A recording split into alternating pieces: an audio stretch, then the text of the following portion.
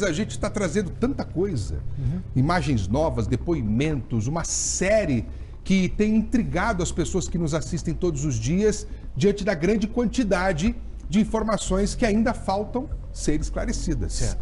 Então, Marcos Rony segue preso, mas você estava me dizendo mais cedo que ele recebeu visitas. Isso. Esse caso, só para resumir para quem está aí, quem chegou agora do Balanço Geral, é o seguinte: a Isis está desaparecida há 43 dias, indícios fortes de que ela foi assassinada, e a gente continua nesse caso para poder atualizar para você.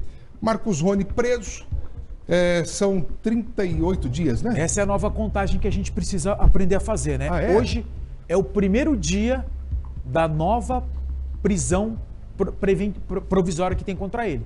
São mais 30 dias que começam a contar hoje. Então, portanto, essas datas importam, eu sempre falo que os detalhes importam, porque é o seguinte: a partir de hoje, nos próximos 30 dias, é aquele prazo que a polícia tem para esclarecer à justiça exatamente aquelas provas para manter o Marcos Rony preso. O secretário já disse aqui no Balanço Geral que vai ter uma preventiva aí.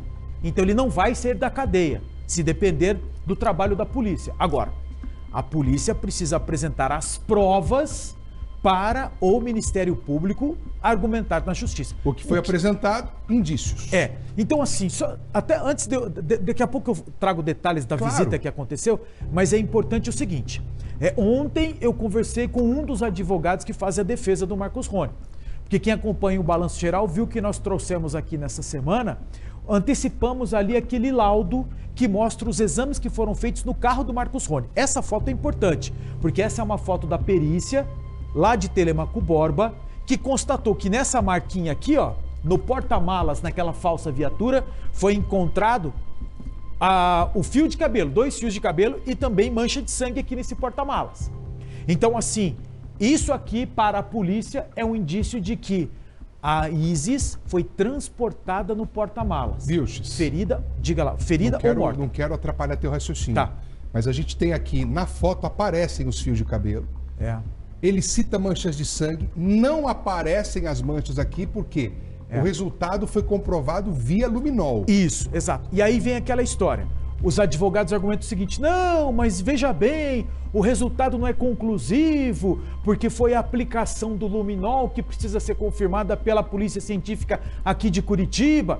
Ok? Os advogados ainda acreditam na inocência? Sim, é aquela história, é a contraprova que está acontecendo, uma prova definitiva que vai acontecer aqui em Curitiba. O que nós trouxemos é o laudo dos peritos de Telêmaco Borba. Falam ali exatamente que foram encontrados material orgânico, sangue e cabelo. Não resta dúvidas. Ah, mas tem a contraprova. Ok, tem a contraprova. Mas o que está aqui é o que exatamente foi encontrado. O que é esse número 6 aqui? Esse número 6 é aquele indicativo 1, 2, 3, 4, 5 e 6. São 2 exames diferentes. Primeiro, o primeiro exame é recolhimento de material, sem aplicação de luminol, só recolhimento de material. Fazem recortes no tecido do carro e trazem aquela amostras. Aquilo ali é o tal do material orgânico. Saliva, suor, ou ainda saliva, suor, ou ainda urina. São esses materiais que podem ser encontrados. 1, 2 e 3. 4, 5 e 6 são aquelas numerações onde a perícia... Exato. Onde a perícia encontrou vestígios com aplicação do luminol. É aquele fluorescente. É isso que aparece. E aí vem o sangue e também o fio de cabelo. Esse aqui, ó, luminol. Então esse aqui é sangue. Porta-malas e também no banco de trás, do carona. E aí aquela outra foto que a gente tem com o círculo é o fio de cabelo. Esse que é o detalhe. Esse é o fio de cabelo. Esse é o fio de cabelo. Então, portanto, no porta-malas, sangue e fio de cabelos. Só para lembrar. Você lembra, Furlan? Não sei se o pessoal de casa lembra dessa história. Mas nós trouxemos os 3 advogados do Marcos Rony aqui. E aí eu falei, mas é a história do cabelo. Daí o doutor já de bate pronto falou, não. O Marcos Rony nunca negou que andou com a Isis. Então é normal ter o fio de cabelo dela. Falei, puxa, é verdade. Por que vai ser importante isso para a polícia? E aí veio o pulo do gato. Não é que foi encontrado o cabelo no banco, é no porta-malas. Ah, mas o cabelo voou. Com mancha de sangue? Mancha de sangue. E também cabelo? Ah, tem um detalhe. Para deixar bem claro aqui, para não dar problema depois. Polícia Científica aqui de Curitiba vai confirmar através do DNA, do fio de cabelo e do sangue, se é de fato da Isis, gente. Isso não está comprovado. O que está comprovado? Tem sangue e tem cabelo. É da Isis? Esse detalhe nós não temos ainda. Mas é o argumento que manteve ele preso. Sim, sim, esse é o argumento que manteve ele preso. E aí nós vamos entrar nessa notícia do dia. Porque nós falávamos assim, há um entendimento de gente que está trabalhando nesse inquérito de que mais 30 dias dentro da cadeia vai fazer com que o Marcos Rony pense bastante, reflita sobre o que aconteceu. As pessoas que estão convictas de que ele cometeu esse crime. E de que ele pode realmente, puxa vida, o que eu vou fazer? E aí eu voltei a conversar com os advogados para saber o seguinte. Já há uma negociação, uma tratativa, de repente, para ele assumir esse crime? Falar onde está o corpo para tentar diminuir ou a pena ou o peso, uma acusação que vai ser feita para o Ministério Público? Essa é a dúvida. É isso que está em jogo hoje. Porque, veja, olha a pressão que está sendo feita para cima do Marcos Rony. E faz parte do jogo, gente. O secretário de Segurança vem no Balanço Geral, o programa que está dando abertura para todo esse caso em primeira mão e com informações em primeira mão para as pessoas, e vem e fala, esse cara não vai sair da cadeia. Esse cara está numa temporária, mas vai sair a preventiva desse cara. Veja, é forte isso. Isso abala, isso mexe com a defesa. O que aconteceu? Coincidentemente, depois que o Balanço Geral trouxe a informação em primeira mão, o que os advogados fizeram? Foram lá. Marcos Rony. Para conversar com ele. Foram lá conversar com o Marcos Rony. Até então, Marcos Rony não sabia dessas informações. Porque, veja bem, Marcos Rony, ele está preso. As informações que são divulgadas aqui fora não chegam ao conhecimento dele porque a família não pode visitar. Porém, a lei permite que os advogados visitem. Os advogados vão até lá e falam, olha, saiu lá no Balanço Geral essas informações. E aí, o que ele fala para os advogados? Eles te contaram? Não, aí é que tá. Os advogados estão na deles. A informação que nós temos, e eu confirmei com eles que de fato eles fizeram a visita. Agora, a minha pergunta. E aí, doutor? Conversou com ele? E ele disse o quê? O que ele fala sobre esse crime, a repercussão? Ele tem noção da repercussão que está aqui fora? Ah, ele está angustiado. Angustiado com o quê? Melhor não falar. No momento certo nós vamos falar. Porque a minha pergunta também foi, os senhores estão conversando com ele sobre as possibilidades dele assumir a responsabilidade? Assumir que ele realmente matou a Isis? Assumir realmente que ele deu fim com esse corpo, ocultou esse corpo e tem a disponibilidade de indicar onde está esse corpo escondido, enterrado ou mesmo na água? Aí os advogados não falam sobre isso. Os advogados preferem ficar em silêncio a respeito disso. O que na visão de muita gente já é uma dúvida. É uma dúvida. Os advogados, eles têm esse papel de levar também ao cliente, isso acontece, não estou falando que é nesse caso, de levar ao cliente a melhor possibilidade de defesa para esse cliente. Então eu chego e falo assim, ô Furlan, rapaz, tá feia a coisa pro teu lado.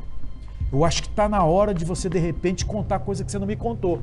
Será mesmo, doutor? Não dá, rapaz. Isso aqui, ó, o que é isso aqui? O que é essa história de sangue e fio de cabelo aqui no porta-mala? Como é que você explica isso?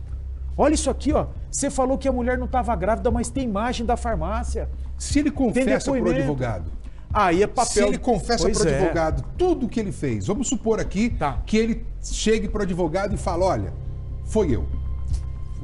O advogado vai tentar de 40 anos reduzir para 25. Isso. Aí, por exemplo, aí faz parte também do papel do advogado. Confessou? Perfeito. Então vamos fazer o seguinte, vamos levar essa tua confissão para o Ministério Público ou ainda para o delegado, porque o inquérito não foi relatado, quer dizer, não foi encerrado. Para um desses 4 delegados que estão à frente dessa investigação agora. Delegado, veja só, o inquérito aberto até agora é por sequestro e cárcere privado. O secretário de Segurança falou na entrevista aqui pra gente que isso já mudou, que é homicídio e ocultação de cadáver. Homicídio qualificado. Qualificado por quê? Vamos chutar, tá, gente? É só uma conjectura aqui. Homicídio qualificado porque não deu chance de defesa para a menina. Homicídio qualificado porque motivo torpe. Isso vai dando ali no final de uma pena a possibilidade de ele ficar mais tempo na cadeia. Nós temos aquele limite de 30 anos, certo? Certo. Porém, existe a possibilidade, é um direito do preso, ter aqueles benefícios em lei que fazem com que ele também saia mais cedo da cadeia. Isso pode ser negociado, tudo isso. tem um outro detalhe. Os atenuantes que a partir de uma confissão podem ser tratados ali entre advogado e defesa. Como, por exemplo, eu não queria ter matado. Eu estava discutindo com ela, falando de um assunto grave como era, por exemplo... Não dá ideia, não, porque o advogado assiste a gente aqui depois. Mas faz parte. Não, eu sei que faz, mas a gente tem que tomar cuidado também com o que a gente fala, porque às vezes a mente pensante do advogado pode não ter a mesma suposição que nós, jornalistas, às vezes podemos ter diante de uma situação. Então vamos falar de caso concreto. Então vamos lá. Para uma investigação policial, uma pessoa vítima de, numa circunstância como essa, veja, há um encontro entre a vítima e o agressor. Nesse encontro, o agressor vai com uma pistola, com uma arma, acabou. Vai com uma faca, acabou. É considerado premeditado. Exato. Agora, eu tava lá, ela começou a falar um monte de coisa, falou que ia me levar na delegacia por estupro. Lembra? Um depoimento? Eu peguei ela na mão, ela fez assim, ela me bateu. Eu matei, eu não queria matar, matei, esganei. Isso acontece. Um dos maiores registros de homicídios envolvendo homem, mulher, feminicídio aqui no Paraná, a esganadura é uma das formas que está ali no topo das ocorrências. Pode ter acontecido? Pode ter acontecido. Pode ser um atenuante para esse homem? Pode. Se ele concordar, por exemplo, falar, tudo bem, eu vou contribuir com as investigações e vou falar onde está o corpo da guria, pode acontecer. Conjecturas, gente. Esse crime, ele sendo culpado, há necessidade de se fazer uma reconstituição?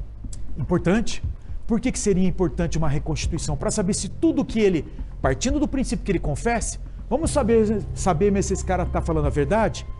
Vamos saber, por exemplo, se ele teve a ajuda de alguém? Tem tudo isso. Assunto que a gente segue tratando. Sim. Esse assunto nós não vamos largar mão. É um compromisso aqui do Balanço Geral, trazer a informação apurada e sempre em primeira mão, que é hábito aqui do Balanço Geral. É isso, você vê primeiro aqui.